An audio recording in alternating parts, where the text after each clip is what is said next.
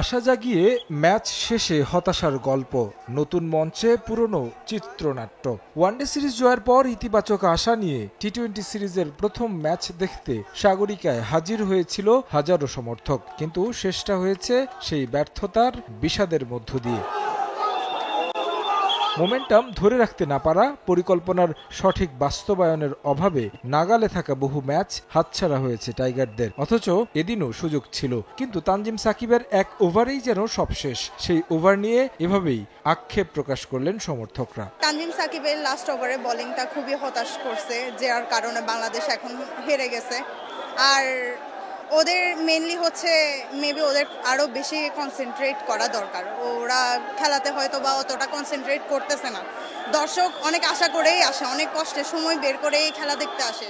সেক্ষেত্রে অল্প কিছু রানের জন্য সে সময়ে হচ্ছে হেরে যাওয়া বা সবসময় নিরাশ হওয়া, এশিয়া কাপেও সেম ভাবে আমরা হচ্ছে নিরাশ হয়েছি।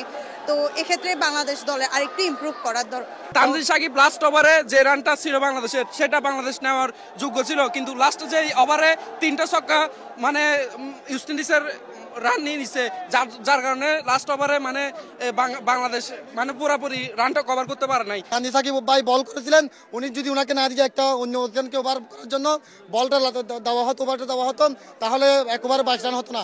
এটা সম্পূর্ণ লিটন দাসের বুল এক্সপেরিয়েন্সের কারণে। তবে 166 রানটাও যে একেবারে কঠিন ছিল এমন নয়, কিন্তু সেই পুরনো রোগ ব্যাটারদের আশা জাগিয়েও হতাশ করলেন তারা। এই ব্যর্থতা থেকে কবে বের হবেন ব্যাটাররা, সেটা নিয়েই ক্ষোভ সমর্থকদের। তাহলে ম্যাচ আমরা জিততাম। মিডল অর্ডারে কিন্তু ঠিক আছে, ফিনিশিং এ আমাদের একজন প্লেয়ার এখন পাচ্ছি না।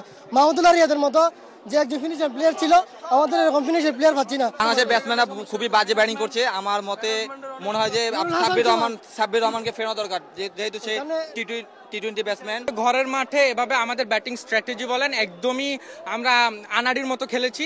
ওয়েস্ট ইন্ডিজের ব্যাটিং স্ট্র্যাটেজি যদি আপনারা দেখেন, তারা হচ্ছে 3 উইকেটে তারা অনেক ধীরে সুস্থে ব্যাটিংটা করেছে, কিন্তু বাংলাদেশ শুরুতে খুবই তাড়াহুড়ো করে ফেলেছে। তারপরও দলের উপর আশা হারাচ্ছে না টাইগার ভক্তরা। ক্যারিবিয়ানদের বিপক্ষে দ্বিতীয় টি-20তেই ঘুরে দাঁড়াবে বলে প্রত্যাশা সবার। তারেক হাসান শিমুল, সময় সংবাদ।